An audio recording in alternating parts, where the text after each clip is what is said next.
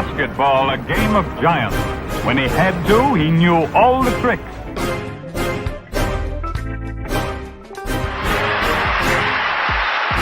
Nobody can pass that ball through the heart of the 6. You want to put on a show here.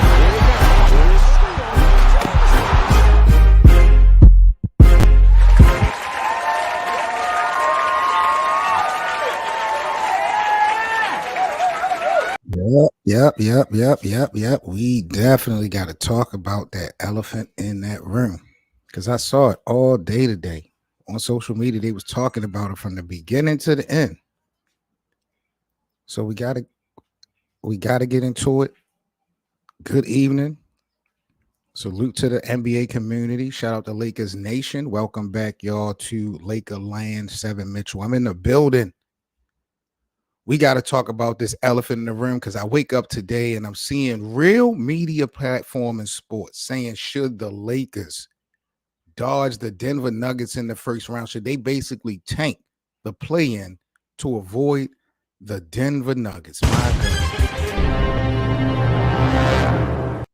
We definitely going to have to break that down here on Lakerland, boys and girls. Shout out to everybody and all the supporters, man. Do remember, for all our free exclusive Laker watch parties, come on over and follow our playback room. That's playback.tv/Lakerland. We get free VIP access to all the Laker watch parties, as well as exclusive content that we got on playback. So make sure that you guys follow our playback room and come be a part of history.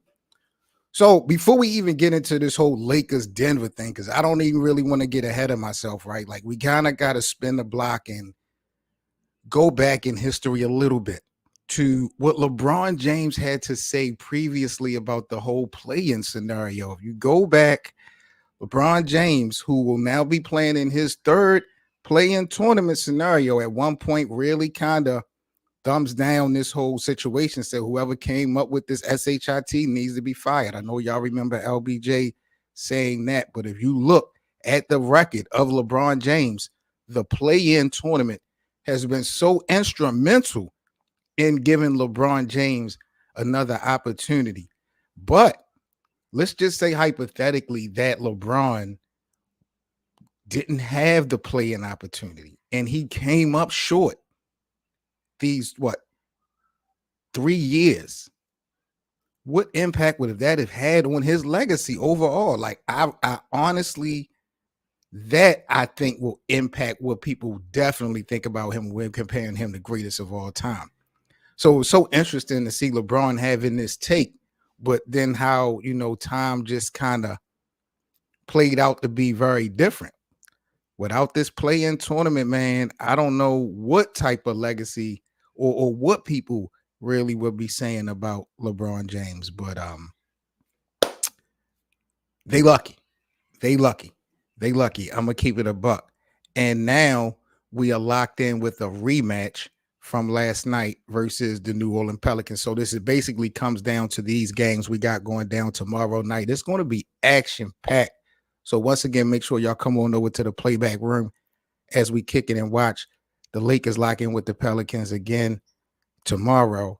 So people are basically saying the Lakers should lose this game to New Orleans, forcing them to have to play Golden State and Sacramento, the winner of Golden State and Sacramento, in a single game elimination for the 8th seed.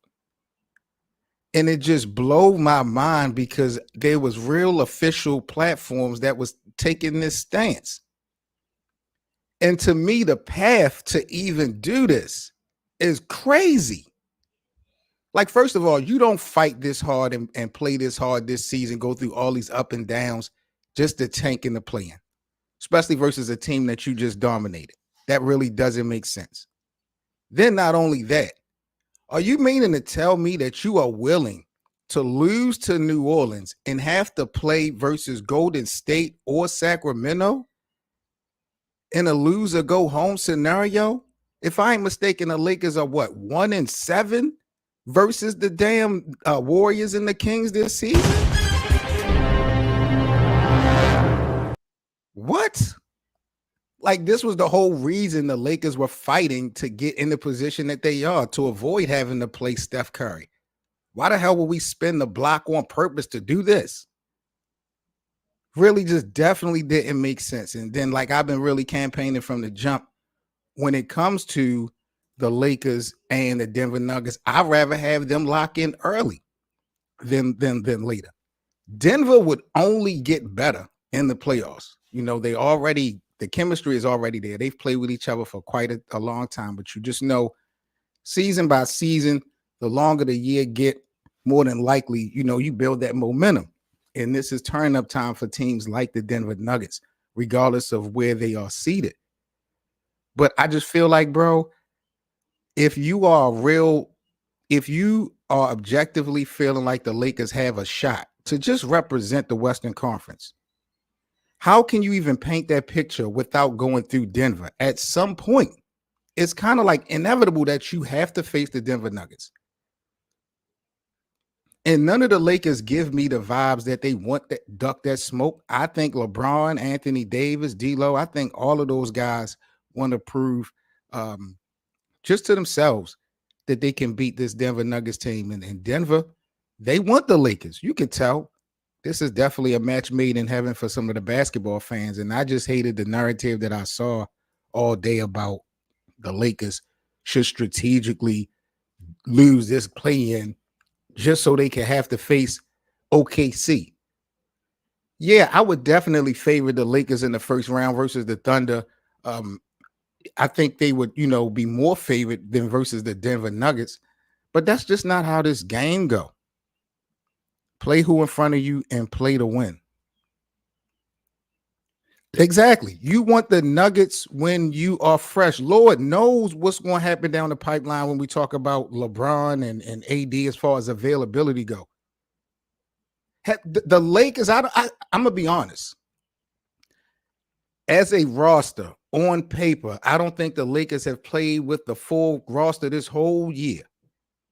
Somebody of semi-importance has always been out.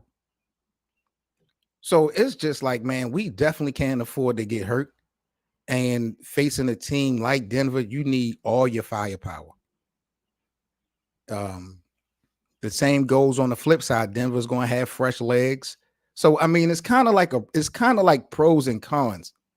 But you saw Denver last year. They took a loss to Phoenix in the round prior. I think, if I'm not mistaken, I think Denver lost 2 games in the playoffs last year before sweeping the Lakers in the Western Conference Finals. So it really didn't affect them or impact them at all. They didn't miss a beat, but I don't know. I'm up for the challenge, ducking the Denver Nuggets, ducking any smoke. I don't think the Lakers makeup is of that type of pedigree, but that's what the media was talking about all day, bro. It just blew my mind. Cole said that was a fake 6-game series. And OKC to me is just not a threat. They are impressive in my opinion, but the OKC Thunder, that's a Cinderella story. Y'all really think, and no disrespect, but Chet Holmgren, Josh Giddey, Shai Gilgeous-Alexander, them niggas, Jaden Williams, they really ready to beat LeBron and AD and company in a 7-game series? I wouldn't bet not a damn dime on that. This is not the NFL. It's not no anything can happen on any given night. It's a 7-game series, and I just don't think that they are ready. They're just too young. Experience, it has to, you have to say something about experience when we talk about, just the playoffs and the postseason as a whole.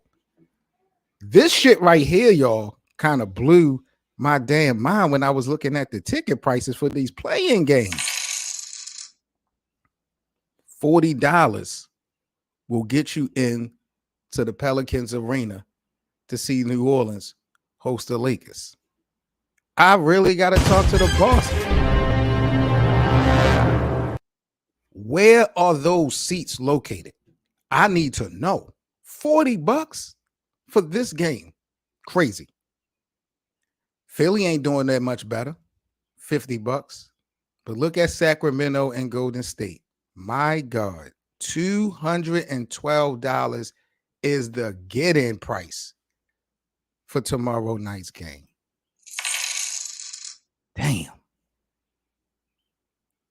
Bro, the Kings fans are going to pay $200-$300 tomorrow to see their team lose at home. That is crazy. And what is Sacramento? Sacramento has the 8th seed? Okay, no, Sacramento has the 9th seed. So if the Sacramento Kings lose, they're done. They're done.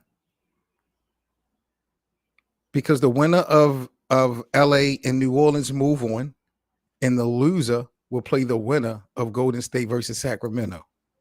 So it's do or die tomorrow for Steph. Yo, Golden State ain't losing to Sacramento, bro. I don't care where this game is at. And the Warriors are kind of heating up a little bit. At least the key players. Nah. It's night for Sacramento early. They not even making it. Damn, what a turnaround year for the Kings. If I'm mistaken, Sacramento has won this Pacific Division prior to this season 2 years in a row. Going into this season, De'Aaron Fox, DeMarcus Sabonis, and Anthony Davis has yet to win a game versus Sabonis in his career. Keep that in mind. But those guys got snubbed from the All-Star team this season, both of them. And now they might get one and done in the play-in. I like it, though. I like it. I ain't even going to hold you. But tomorrow, man, it is going down. I cannot wait. 7:30 p.m. The Lakers are locked in with the Pelicans. Like I said, we are on playback tomorrow, checking out the game. If we win, we good to go. We will be facing the number 2 seed Denver Nuggets. Ducking the smoke definitely shouldn't be an option. Last thing, y'all, before I get up out of here real quick, because we got the WNBA draft tonight, 7:30 p.m. Eastern on ESPN. So you already know I'm about to be locked and loaded. I got to go make a couple runs, but I had to come get at you guys just for a few minutes here at Lakerland. But I did see this on social media, and I find this interesting. This is always an interesting conversation with me because I guess just for the simple fact that I'm a content creator. But Jamal Crawford said his issue with basketball media is that, basketball is one of the only sports or the only things in this world really that you don't have to be a professional to judge professionals and get people looking at it like it's the gospel. And it's crazy to me. I mean, he has a point. We've seen guys like Skip Bayless. It's a lot of these prominent guys in the media who definitely have influence, and some of their followers feel like whatever they say or report is law. But I always feel like two things can always be true in these conversations, because you will never, ever see this game through the lens of the way that the players are seeing it. Even down to the simplest thing that you think, they're looking at it in a totally different perspective. But I don't feel like just because the players are looking at it from a more of a in-body lens, that you got to disrespect people who are literally watching what's happening. A nigga is stinking it up. A nigga is stinking it up. The eye test will tell you what it is. Now, the basketball player in you, if you are a basketball player, you are able to detail and communicate why dude stunk it up. What were the intangibles? What were the elements that made this situation go down like that? But as media outlets, as a fan base, we don't care about all that. The people are about results. It's about the end game. Some people would appreciate the details and knowing of what really happened. But again, the masses do not care. It's all about the results. So even though you can specify exactly why this went left, The NBA community don't give a damn why. We just know it went left. And you can't call us a liar and say that we are either trolling or creating a false narrative. I think it's just a situation where as though we'll always see things in a different lens. And like Cole say, that is in every sport. And I'm not saying that you should ever go against what a professional player is saying because they've been in it. So you take what they're saying. I'm not going to say it's law, but, I think it holds a lot of value. It does hold a lot of weight. But there's more than one perspective to things. It's just pretty much always been like that. Every conversation we have in sports, it's always opinionated. You know what I'm saying? It's always opinionated. Even when you have the stats and the facts and the numbers right in front of you, there's always something else that could kind of steer the conversation in another way. So that's just a part of the game. And listening to or looking at what Jamal Crawford had to say about, the media and basketball, I get it. What you guys are saying and how you guys are seeing the game is very unique. It may be the real deal, but I wouldn't call everybody who hasn't played the game a liar. The eyes don't always lie. Look how many former NBA players, current NBA players get in front of these microphones, get on cameras, do podcasts, get on these shows, and they be saying some crazy things. Every basketball player IQ is not that high. You know what I'm saying? So it's that, it's always an interesting conversation on how they kind of shit on the general public. But, people within that internal circle of basketball players haven't always been that bright. It's kind of stereotypical, but, it's a part of the game that we playing. I will say that. But I'm about to get up out of here, man. Shout out to the Lakerland, Lakers Nation community.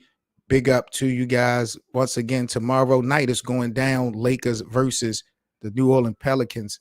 NBA Play-In, 7:30 p.m. Make sure y'all come on over to our playback room, playback.tv/Lakerland. Join us for our Lakers watch party. It is going to be a movie tomorrow, I promise. And I hope to God I don't hear any more conversation about the Lakers ducking smoke or should lose intentionally to avoid the Denver Nuggets. That's crazy. And if that was to really go down, the Lakers don't deserve a championship. That ain't how we do this. That ain't how we do this. But that's all I got, people. Shout out to you guys. Stay safe. I'm off all week. They gave me off all week. But I'm trying to keep it a secret. I ain't tell nobody. I'm trying to keep the shit low. But I got off all week. So I'm about to act bad. We got the WNBA draft tonight. We got the play-in tomorrow. So you already know, man, it is going down here at Lakerland. Smash that like button. Let's get this stream out to the community. Subscribe to this platform if you're new. Shout out to my partners in crime, Hank, Cole, BA. Big up to everybody in Lakerland. Y'all stay safe, and I will catch y'all tomorrow. Game time, Lakers, Pelicans. Y'all already know the vibes. I'm out, y'all. Peace.